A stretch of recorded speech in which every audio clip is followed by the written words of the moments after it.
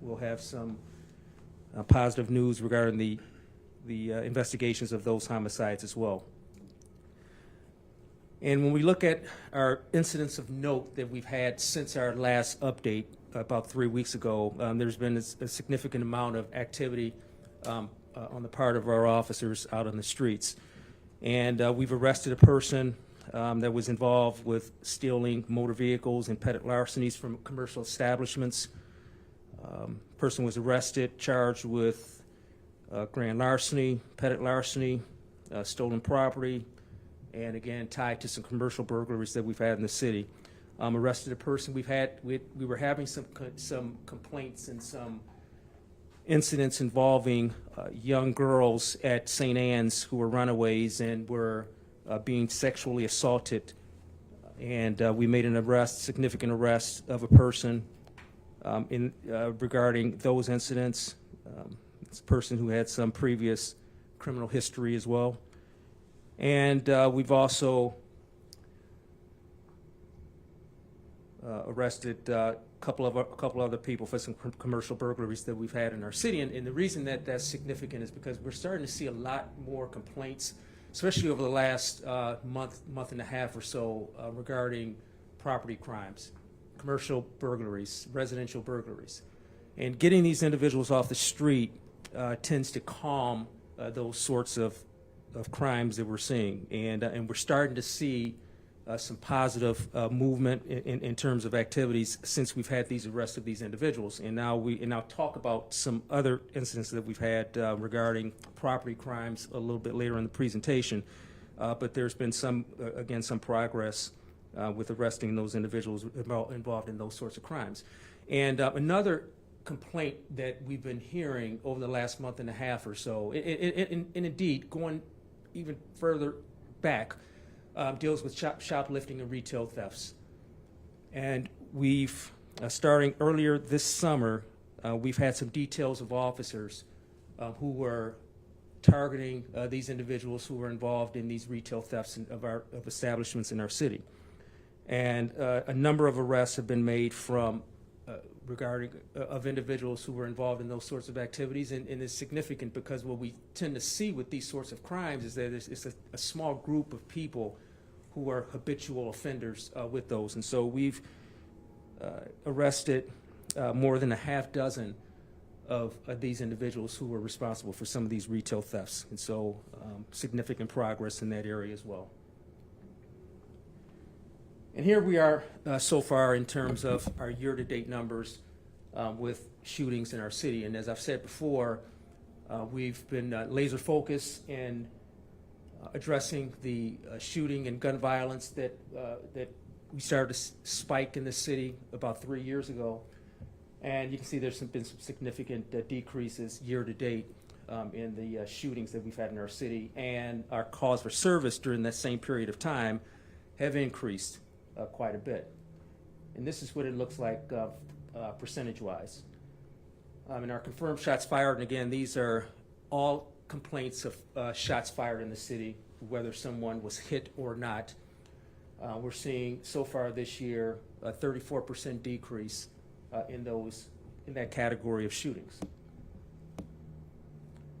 Our shooting incidents are those in which a person was shot, and again, significant decreases from last year.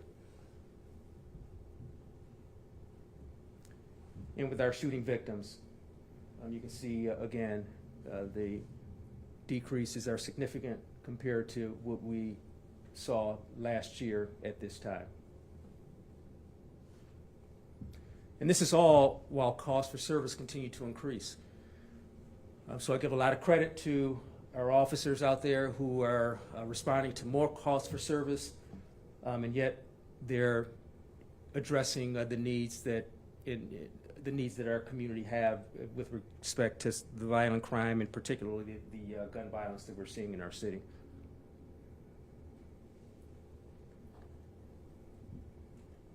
And this breaks it down a little bit further in terms of the overall violent crimes that we're seeing in our, of course, these are murders, rapes, robberies, and aggravated assaults. And compared to this time last year, we're still seeing the steady decreases in those categories.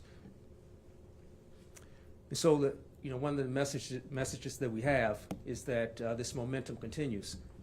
And I've said before, and I'm convinced of this, and we're committed as a department to, number one, addressing this gun violence that we've been seeing in our community over the last 3 years, and we're doing that. But getting these numbers to a place where we were pre-pandemic, and we're headed there, and even pushing it down even further. We're committed to, I've said before, making this the safest major city in this country. And we have a blueprint for it, we have a template, and we know what it takes, and we see what the results are when we work as a team, when we work as a community, when there's collaboration and partnerships among all segments of this community. This is what can happen. And we're committed to ensuring that this is what the results will be as we move into the future. And there's been a lot of talk about what's been happening during the summers in our city. And I just wanted to put this up here just to illustrate the difference in activity in our city, our summer activity this year compared to last year. And when we talk about summer activity, we're talking about Memorial Day through Labor Day, or Memorial Day through Labor Day. And you can see some significant decreases in our summer activities this year compared to last year. And we attribute this to a lot of things. First of all, we double down on these strategies, these GIVE strategies to address violence in the city, targeting the most violent that we have, taking them off the street, taking as many guns off the street as we can, but we had a lot of help. Some of our unsung heroes in the city are departments like our recreation department. Our Commissioner Jonathan Jones has a program where he's keeping our young people busy, keeping our young people active, giving them outlets, positive outlets. Our Boys and Girls Club, David Gordon is doing a magnificent job of presenting opportunities for these young men and women. Because that's where we have to start. We have to ensure that our young people in this community have some opportunities, so that when they're older people, they're not so inclined to become involved in some of the unpopular activities that may occur in our city. But the numbers speak for themselves. Significant decreases in activity, shootings, and that we're seeing in our city. Calls for service again, we're up. Great job by officers in this department. Great job by members of our community. Great job by other departments, city departments. And then we talk about hotspot policing. At the last update, we identified 4 areas in the city. We're still collecting data from those areas. But one common theme that I'm seeing from the initial data that we have is that it's not the violent crime that is occurring in these hotspots.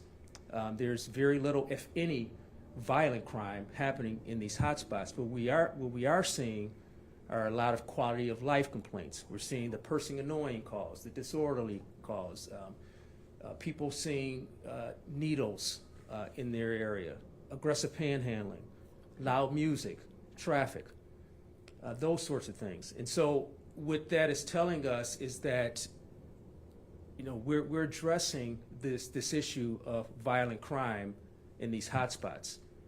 We're not seeing that, but what we have to do is to make sure that we're putting some increased emphasis in our efforts on addressing some of these quality of life complaints, and we're doing that. And the mayor talked about some of the things that we're doing with respect to mental health in this city and in this county.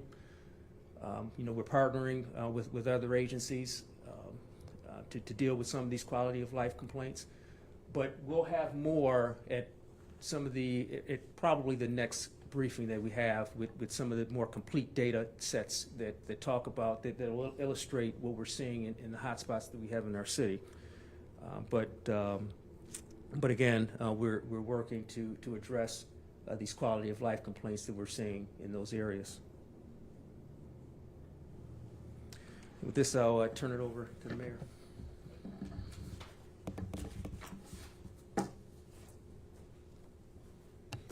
Thank you, Chief, and thank you to the entire department for the hard work. This doesn't happen by accident. And we are hearing a lot more about quality of life issues, about concerns that people have, and it's important that we address them because based on our experience in the past, sometimes activities that start out as a loud party or a large group of people who may be gambling or engaging in other activity can result in violence. And so it is something that we take very seriously, and we can understand why our residents have expressed concerns. The chief and I have spent a significant amount of time on Lark Street and also the Central Avenue corridor. We've listened to business owners. They've shown us videos of incidents that have occurred in their establishments, outside their establishments. And it is not a norm that is acceptable in the city of Albany. It is not okay for people to publicly urinate and defecate in front of businesses on private property, on our city sidewalks. It is not okay for people to engage in vandalism and to walk down the street and break windows or knock over a statue or smash a flower pot. You know, those are behaviors that are not acceptable. It's not acceptable for somebody to shoot up in a park and leave a needle behind, or in a parking lot out in the open in the city of Albany. That should not be a norm that any of us think is okay. When you think about the residents of this city, every resident in this city deserves to live on a street that is safe. They deserve to have a park nearby where they can take their children or where seniors can go and feel safe and not be exposed to dangers like needles.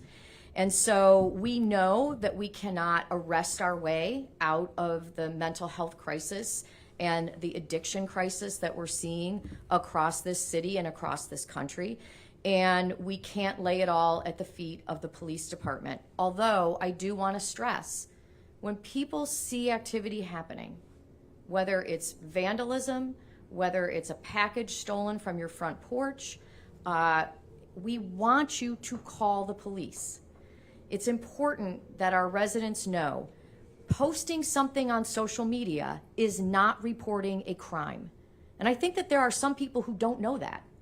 I can tell you, I see on social media people posting, there's a loud party. They're seeing certain things. Somebody stole packages from my front porch. They're happy to post the video. Call the police.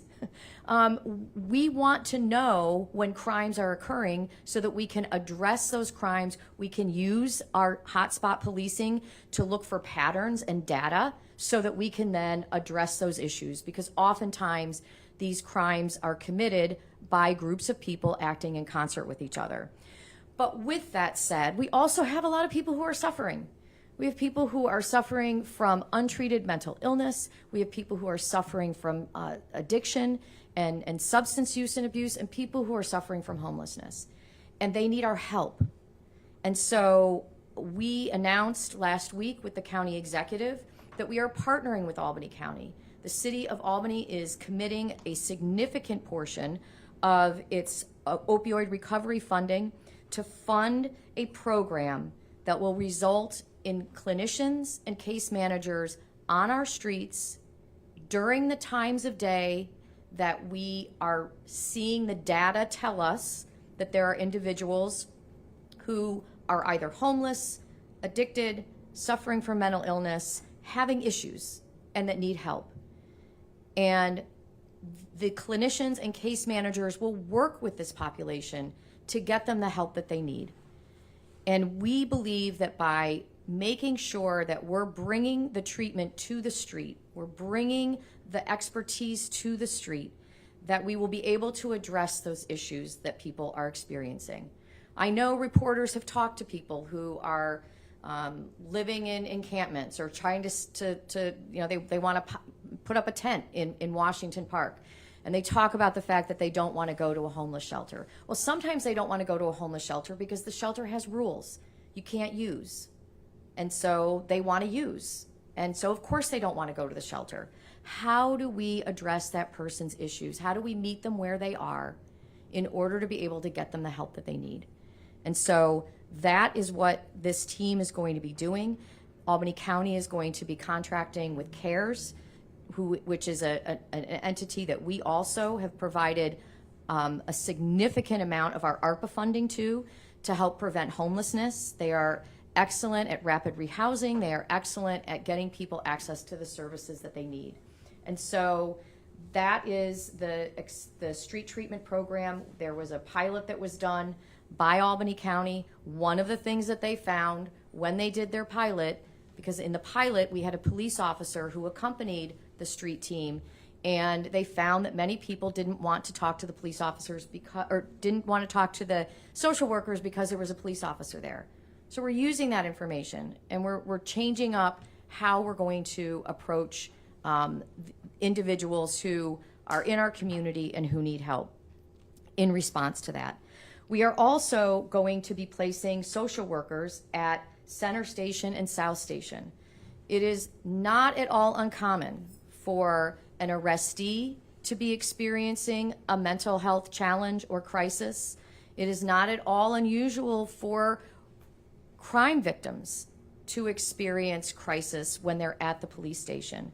That can be a very large time commitment on the part of our officers to deal with those types of situations. So having a social worker in the station 24/7 is our initial, what we're initially going to look to staff for. We'll then see what the data tells us about utilization rates, but it will give us the opportunity to provide that social work component right at the police station.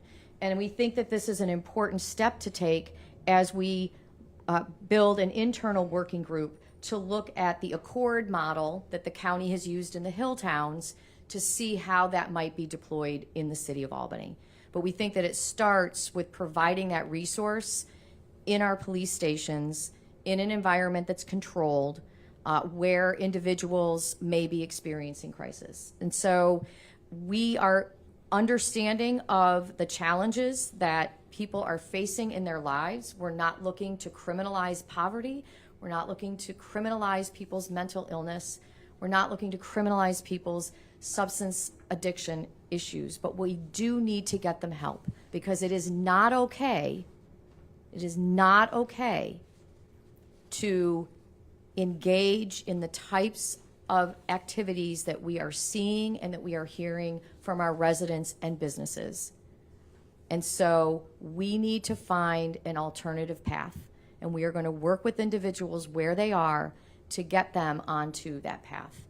And as we talk about this holistic approach to ensuring that we have safety in the city of Albany, the violent crime, we're seeing it move in the right direction, but right alongside that, we need to ensure that we're addressing some of these underlying issues and challenges that are impacting people's feelings about safety, businesses' outlooks about whether they even want to be in the city of Albany.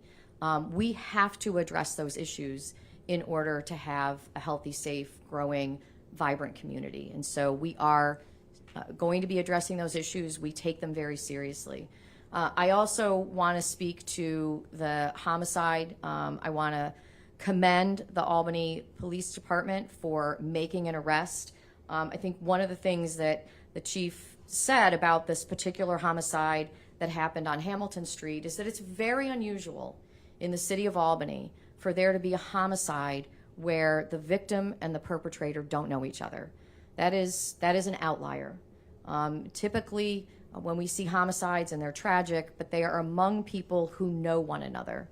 And this was a situation where people came into the city of Albany. They do not live in this community. They don't even live in Albany County. And they came into our community with a gun, and they shot and killed somebody who was walking down the street.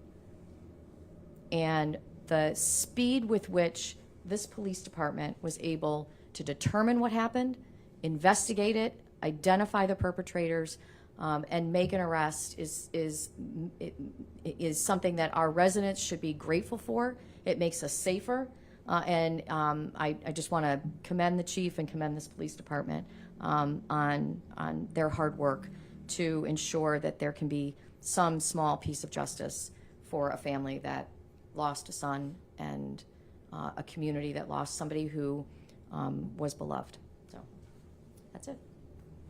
Any questions? Two questions for the mayor. It's 6 months to the day of the Dome Stewart fire. Is that still an active investigation? I believe that is still an active investigation. I mean, the chief can speak to that, but I know that there are multiple agencies that are investigating that.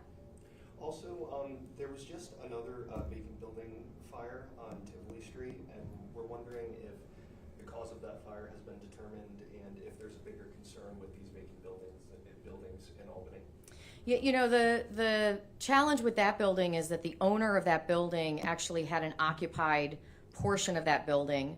So it wasn't as though there weren't eyes on it, but the cause of that fire has not yet been determined. Thank you. I have a question for the chief. Wondering if there are any updates in a series of burglaries and attempted burglaries on Lark Street in the past couple of weeks. There was one at Yamaguchi, Top Asia, and Savoy Tap Room. Yeah, we don't have anybody in custody yet for those, but we're making some significant progress. There's some video evidence that's been very useful during this investigation, and we think that if it's not one person, it's one or two people that are involved in these, and so I'm confident that soon we'll have some resolution in those cases. And what are some things businesses and people who live in that area can do to maybe assist in investigations like these and maybe even prevent situations like these from happening? Yeah, I think we're getting a lot of cooperation from our business community with those. They're sharing their video. We've got some witness statements, and so they're being very helpful with those. Now, we have a unit in our department that talks about crime prevention through environmental design, which is something that we're connecting with those businesses, just as an update to make sure that the structures and the infrastructure placement around their buildings and the shrubbery and things like that are not creating an environment where people feel that they can do some of these things. And so we're looking at those as well. We're looking at increased police presence in some of those areas. We have a team of officers who are rotating around the city based upon activity level. And Lark Street is certainly in that rotation, and they've been getting a lot of attention, and also making sure that we get our beat officer positions filled in that area. And Lark Street, we're in the process of making sure that we get those beat officers filled there as well. So a lot of progress in the investigations, a lot of cooperation. I'm confident that we'll have some positive resolution with those. Question for the chief. Earlier you mentioned aggressive panhandling as an issue. What is the current state of Albany PD's position on panhandling in the city? Are we discouraging residents not to engage with panhandlers? Well, aggressive panhandling is something that is not allowed in the city, in the sense where we have individuals who are committing crimes. If there's some physical contact with people in our city, those things are not allowed. And so we have our officers, they're trained to deal with that. They can't stand in the middle of the roadway and impede traffic. All those sorts of things are not allowed. And so the message is, when we see those sorts of things, then our officers are trained to address those in a constitutional way. We understand that there's a constitutional right to ask for things publicly, but there's a right way and a wrong way of doing it, and our officers are being trained in that sense.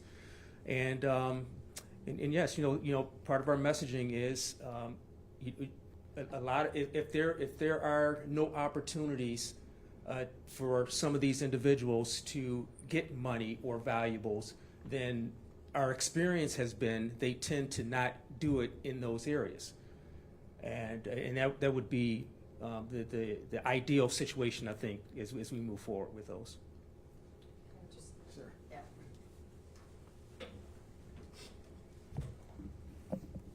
So the police chief gives the police chief answer, and it's the right answer for the police chief to give, but I will state unequivocally, I, as the mayor of the city of Albany, encourage individuals to give directly to the community-based organizations, the food pantries, the churches, the homeless shelters, the substance use and abuse clinicians that we have in the city of Albany directly, rather than giving directly to panhandlers. Put the money into the hands of the people who can help those who are struggling in our community. Giving money directly to panhandlers is a way of encouraging more panhandling.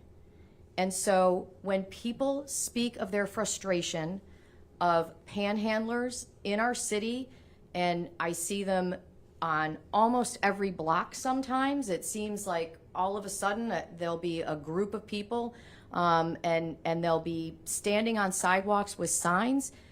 When people say, I don't want that in my neighborhood, then in order, as the chief said, in order to eliminate that activity, we have to eliminate why people are coming. They're coming because people are giving them money. And I wish that I knew what a person's intent was with respect to the money that they are being handed. I don't know. And neither does anyone else. And so I think it's really important that we support the organizations that are helping these individuals, that are there to help these individuals, rather than giving money directly to panhandlers. Yes, panhandlers have a constitutional right to ask for money. They do. And I have the constitutional right to encourage people to give money directly to the organizations that are helping individuals who are in crisis, rather than directly to panhandlers.